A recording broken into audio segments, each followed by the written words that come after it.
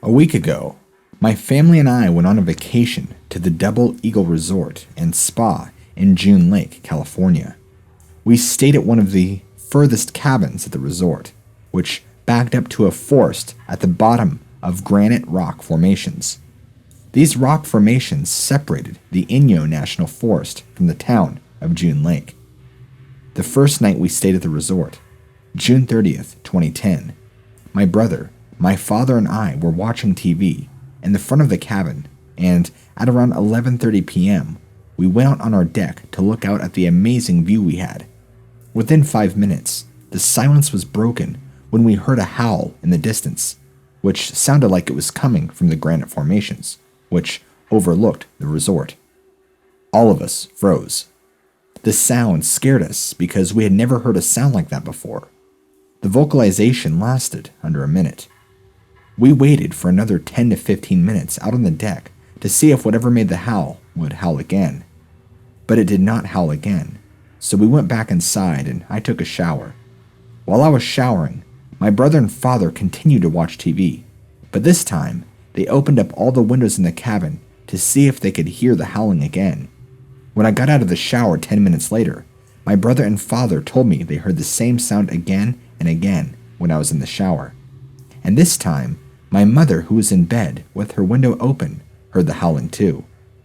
This time there were 3 howls, which were all shorter than the first we heard on the deck, and there were only about 20 seconds in between each howl. My family and I stayed there another night, but did not hear any more howls.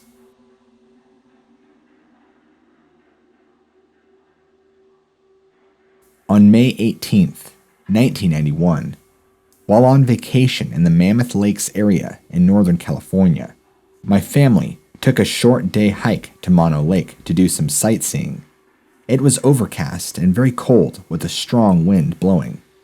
There was still snow on the surrounding peaks. Mono Lake is at the base of the Sierra Nevada mountains. I do not recall the location at which we parked the car to begin our hike, but I do remember that ours was the only car in the parking lot area and that the spot was quite desolate. It was a cold Saturday morning and the area was deserted. At 9:17 a.m., I began shooting VHS video footage of our trek, and after a short period of time, we finally decided to leave because of the wind and cold. We went back to our hotel in June Lake, enjoyed the rest of the weekend, and went home. The trip was quite uneventful, or so we assumed. The tape went into our family home video collection, and for 17 years, from 91 to 2008, it has been watched countless times by family and friends. So much so that my kids have the dialogue on much of the tape collection memorized. On April 19th, 2008, my daughter, who's 6 years old in the video and is now 22, was watching the tape in the downstairs family room when she suddenly screamed out and began yelling for me to come downstairs. I thought something bad had happened, and after racing down the staircase, found my daughter and my ex sitting in front of the television, telling me to watch a segment from the tape. What I saw when we played it back made the hair stand up on the back of my neck, and it was something none of us had ever noticed in almost 17 years of watching this same tape. In the final few seconds of the Mono Lake segment, just before I turned the camera off, I caught something very large and black moving between 2 rock formations, a short distance from where we had been hiking. It was completely black, with no differentiation in color or texture, and walked upright like a human, but with a gait more like a primate. At first, I thought it was a bear, but after going over the video many times and finally digitizing and sharpening it, I'm now unsure what to think. From examination of the footage of my family, whose distance from the camera was comparable to that of the creature, it is easy to see the distinct details and variation in clothing, hair, face, and hands. In contrast, the creature caught on tape exhibits none of those distinctions. The shape of the body does not resemble a human. The head is too large and the arms are too long. And although it does resemble a bear at one particular angle in the clip, the stance and gait don't add up. It is an intriguing mystery. That we were able to go for 17 years without ever noticing this event on tape seems unbelievable, but in retrospect, it actually makes some sense. This segment lasts for only a couple of seconds, and the focus is on the lake and mountains, which is what I must have been filming at the time. I didn't see it when I shot the tape, and it has since gone unnoticed because one must really be looking for it to see it. I'm not a person who is prone to believing in conspiracy theories, alien abductions, and bizarre events such as a purported Bigfoot sighting. I've seen various footage and photographs of Bigfoot Sasquatch sightings over the years, and have always been extremely skeptical of their authenticity. As an engineer who now teaches high school physics, I am highly educated and very level-headed. If I see something I don't understand, my natural reaction is to analyze it rationally using this scientific method.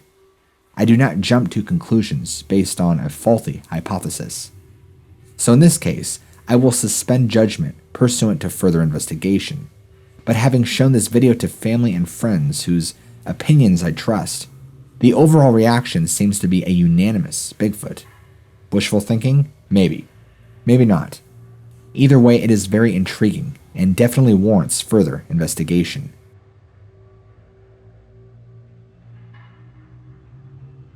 When I was very young, I saw a pair of Bigfoot tracks with my father. I'm guessing I was about 9 years old. I'm now 22. My father and I used to go rabbit hunting all the time. We always went to the same place and always saw dozens and dozens of rabbits.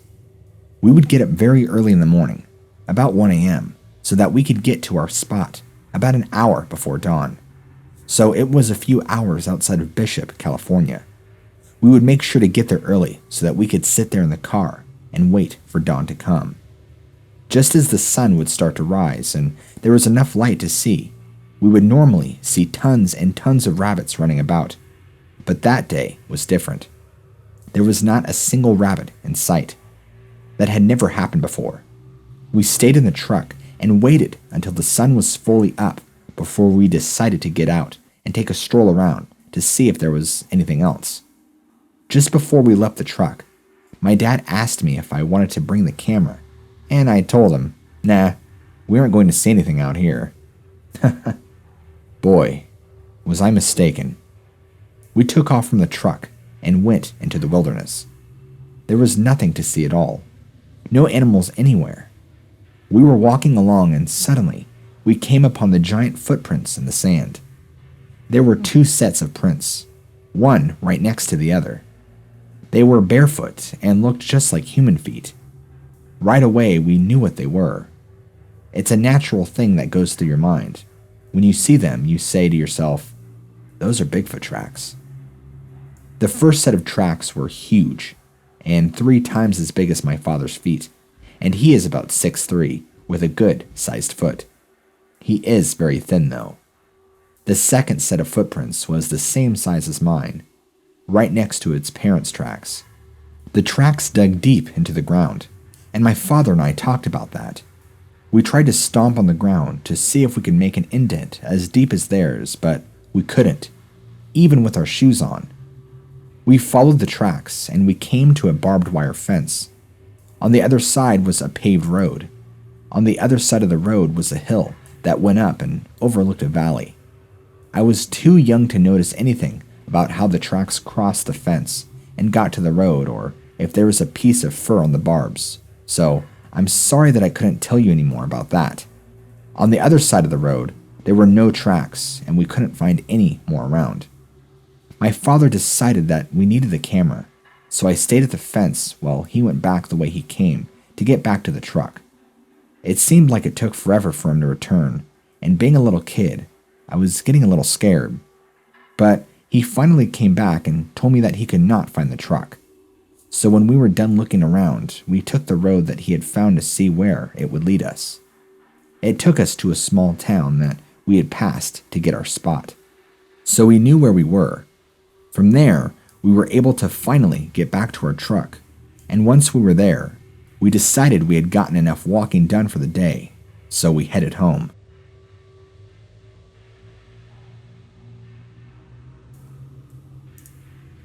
Two years ago, I went with my uncle to stay at a cabin in Mammoth Lakes to hike, fish, and just enjoy the nature.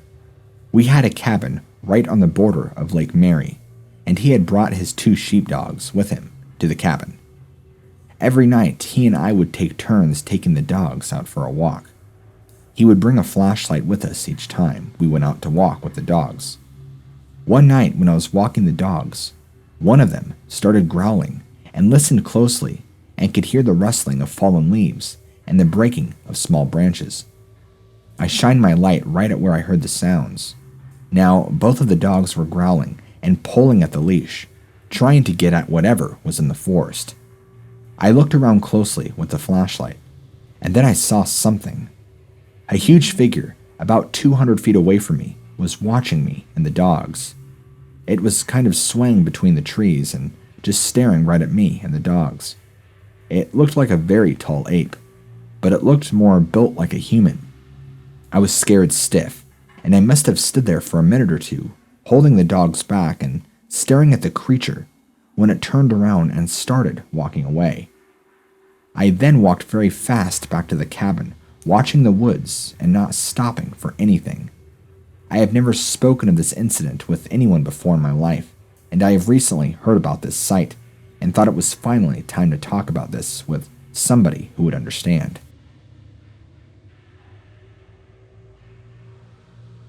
I used to live in Bishop, California, on the eastern side of the Sierra Nevada mountains.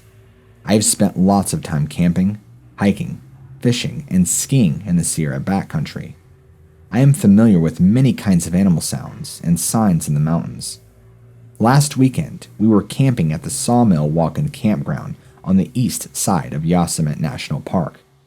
After sunset, as dusk was deepening, we were sitting around our camp table talking.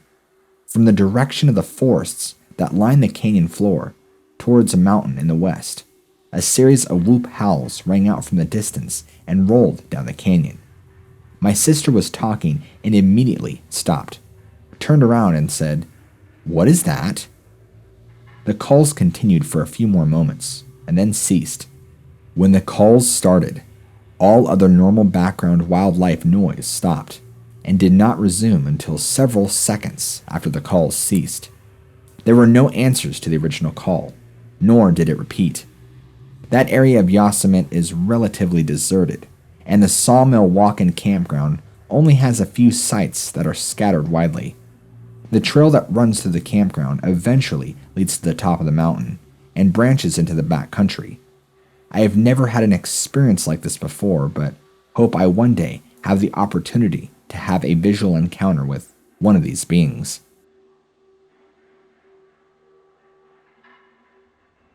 We, which is my husband, my son, and myself, were in Mono Lake this past weekend, Sunday, August 21st, 2005, for a day hike to Roosevelt Lake and its twin. We arrived at the lakes at approximately 11 a.m. and fished until about 2:30 p.m., at which time we decided to head back down the trail for home.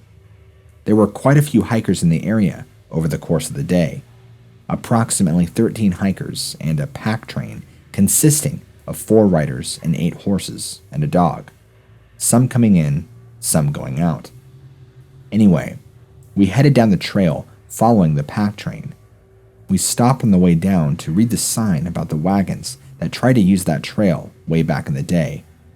I heard a noise like someone else coming down the trail behind us and told my family, "Let's get going." The trail was pretty dry and dusty, and my husband kept insisting that we give the hikers ahead of us some time so we could avoid walking in their dust. The next section of trail was slightly uphill, so after cresting the top and going a short distance down the other side, we stopped for a water break. We heard what we thought was a shout. My son shouted back and something answered, but the echo was pretty bad, so we couldn't make out what was being said. We continued on down the trail and had just approached the south end of the meadows when my husband says, "What is that?" Both my son and I stopped and looked across the river toward the meadow. From the beginning, it was a strange sight, because this large black thing appeared to be floating across the meadow At first, I thought it was a backpacker, perhaps riding a bike, because it was moving so quickly across the meadow. It was moving quickly and smoothly. It didn't make sense. If it was a backpacker, to be moving that fast, he would have to be running, and running with a backpack is anything but smooth. If he was riding a bike, then why couldn't I see the bike? And its arms and legs were in line with its body, not bent at an angle like it was sitting on something. Also, the color. I couldn't figure out why a backpacker would be wearing black. Black cap, black backpack, black pants, and a black coat. It was at least 80 to 85 degrees out. We stood and watched silently for a time, perhaps 15 seconds. The speed and smoothness which it traveled was mesmerizing. Then my husband and son took off running further up the trail to another vantage point. They continued to watch it silently. Then, just shortly after I caught up to them, my son yelled, and the thing stopped and turned toward us. It didn't turn as a human would turn, even one wearing a backpack. Then it began moving across the meadow again, not faster or slower, just the same floating type pace. We were on the trail above the meadow, looking down and approximately 500 to 800 yards away from the object. My husband believes the thing was following the pack trail. We left the trail and went down to the meadow. We stayed on the trail side of the river. The thing was on the opposite side of the river. By this time it was gone or hidden from us. The best way to describe it is like this. The thing had the head that sat directly on its shoulders. It did not appear to have a neck. That is why we at first thought it was a backpacker. It went head, broad shoulders or backpack, no neck, and large body. We could not discern its legs or arms, due mostly to the angle at which it was leaving us. The grass in the meadow obscured some of the legs. We have spent many hours in the woods. My husband was raised in Plumas County. Neither he nor I have ever seen anything like this. It could not have been a bear. They can't walk that far on two legs, nor that smoothly or quickly.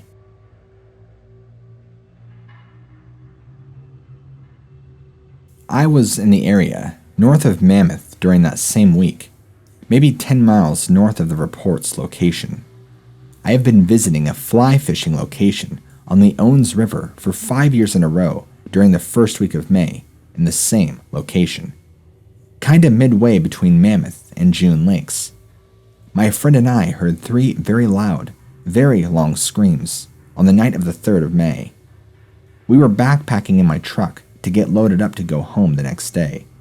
As we backed into the next cabin, we suddenly heard a terrifying scream about 10 seconds in duration. It sounded like it was right behind the truck, and we had the windows all closed up.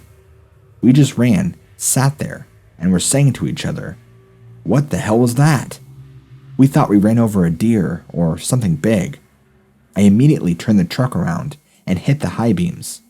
Nothing. So we opened the windows a few inches, and just then, another scream. This time it sounded off the side of my truck and a bit further away, maybe 20 or so, or 30 yards. Once again, about 30 seconds later, one more scream, a little shorter this time and further away. It was definitely moving away from us. At this point, we saw some people in a cabin about 200 yards away, shining flashlights up and down the mountainside. I questioned one of the people in that cabin at 7 a.m. next morning outside as he passed our cabin, but he denied hearing anything at all last night. I know, very strange. I recall him saying it was probably a rabbit. I have heard rabbit screams when they get bitten, and it was not that for sure. Too loud and long anyway. Needless to say, we were freaked out pretty bad, and took 10 minutes or so to get up the courage to go into the cabin. Hate to admit it, but we moved tables against the doors that night, and I moved my bed away from the window to the middle of the room. I have some lingering doubts, however, that what we heard may have been a mountain lion, maybe. The sound was very similar to the Ohio Bigfoot screams, but higher in pitch and what I would call angrier sounding. It was also very threatening sounding. This happened about 24 years ago. but it is still fresh in my mind. I guess you never really forget these types of experiences. It was late July of 1977. My family was up in the eastern Sierras near Mono Lake, approximately 13 to 15 miles above Conway Summit, in an area known as Virginia Lakes. My dad told my brother and I to go to the lake and gather firewood. It was late in the day, and the sun was down, but it wasn't dark yet, only dusk. I was 14 years old, and my brother was 1 month shy of 16. He had his learner's permit, so we were allowed to take the truck. We got to the lake and started loading up on some wood. I had just returned to the truck and dropped the wood when I heard what I thought was someone walking through the brush. The footfalls were very heavy, almost like someone was jumping, but the steps seemed pretty rapidly placed. Where we were gathering wood was near a large hedge of bushes, approximately 6 to 7 feet high and very dense, with only one path through the bush to skirt the lake without wading in the water. I turned into the bushes, where the sound was coming from, and saw the bushes shaking and bending, as if something large was moving through the bushes, making a lot of noise. I watched for a few seconds when my brother came running to the truck, white as a ghost and eyes bulging wide. I said, "Jeff, what was that?" He was scared and out of breath. "I don't know, but let's get out of here," he said. We jumped back into the truck and drove all out. On the way back to camp, he told me that he was only 10 or 15 feet away from it. He heard the stomping and crashing of the brush and turned to see a large, dark brown head above the bushes moving rapidly away from him. He didn't see a face. He was so scared, he crashed the truck into a tree on the way back to camp. My dad was pretty pissed, to say the least, and didn't believe our story, even when we were crying because of how frightened we were. He finally calmed down and said that we probably saw a bear. But bears do not walk through heavy brush on two legs, and my brother swore that it was not a bear. I think my dad started to believe that we saw something, since we both would not go out of the campfire that night, and both of us refused to go to the lake alone for the rest of the trip. Since that time, I have told several people, with very few people actually believing me. Most told me that Bigfoot are only in the Northwest, in Oregon and Washington, but after hearing other encounters, I feel a bit vindicated.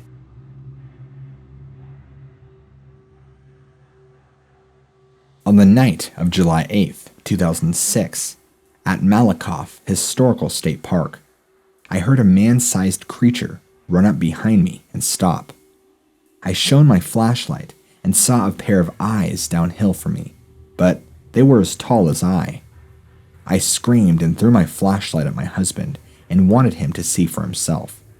There was nothing there when the men looked around, and there was also no sound of a spooked animal running away. Instead, we heard quiet and cautious footsteps heading away from our campsite. This was no bear or coyote. It was huge, at least 6 feet tall and quiet. I wish I would have stared longer, but I was freaked out.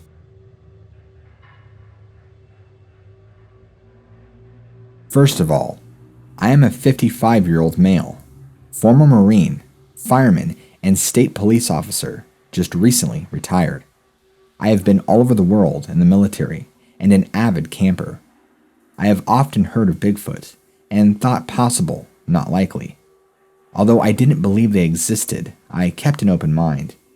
I have seen many things in my time that were hard to explain, but were not as vivid as the following. I was driving on Route 80 in California at 14:30 hours.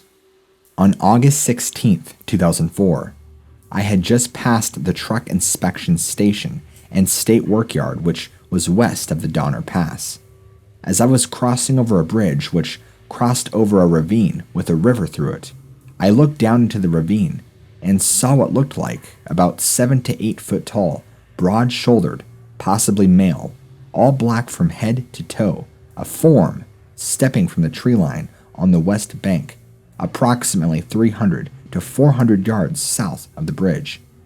I immediately pulled over to the side of the roadway on the bridge and slowed so that I could see it better. Traffic was extremely light since there was only 2 other cars. When I looked down, I was able to see that the form had no identifiable clothing or any lines or hat. It was then walking in a lanky movement with arms swinging as it crossed the stream and river. I then noticed a slightly smaller figure, 6 to 7 foot tall, possibly male due to no obvious breasts or feminine movements, come out from the tree line behind the other male, trailing him by about 30 feet and slightly south by about 10 feet. They both continued across the stream and into the tree line on the east side and disappeared. I sat there, trying to evaluate what I had seen. I then concluded that these forms were not any animals I've ever seen. They were one solid color from head to toe, with no discernible clothing. They had nothing in their hands or on their feet. I could not come up with any possible concept as to why these individuals would be out there. The temperature was extremely warm, so the clothing, if it was clothing, was way too much.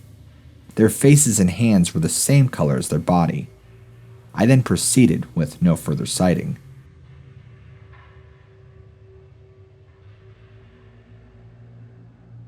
My dad, my brother, and I were deer hunting just north, about half a mile, of Donner Lake, California, along the utility road running east and west.